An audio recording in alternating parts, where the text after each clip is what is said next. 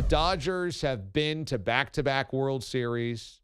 The Dodgers have been to 3 straight NLCSs.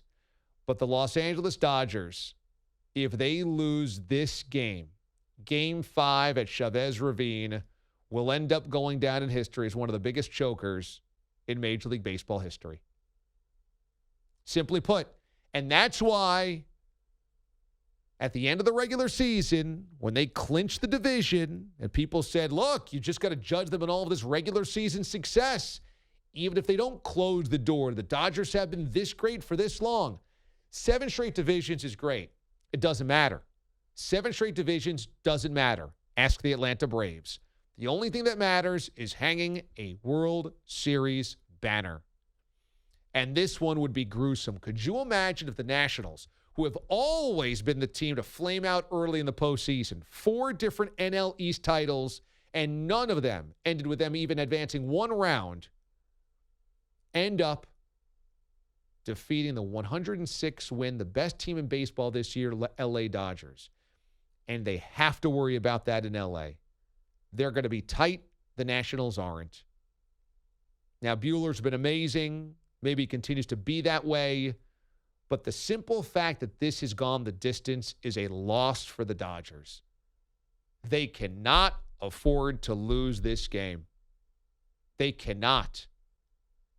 And look, it's not even like they're getting late in the game and then Kenley Jansen's blowing it for them. Last night, they lost in an easy cruising victory by the Nats 6-1. They simply cannot lose this game, or they stare down being one of the biggest choke artists in baseball history. You can't lose in the first round.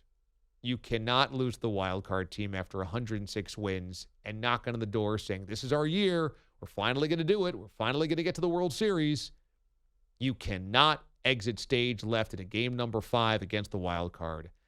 And I'll say this. I mean, Phillies fans hate me for it because I keep bringing up the reality, and reality is difficult sometimes for people.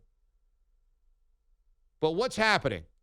Bryce Harper left. Suddenly the Nationals are legit in October. Suddenly they got guts. Suddenly they got heart. Suddenly they got want. Suddenly they're coming up with the big hits and the big outs and the big moments in October.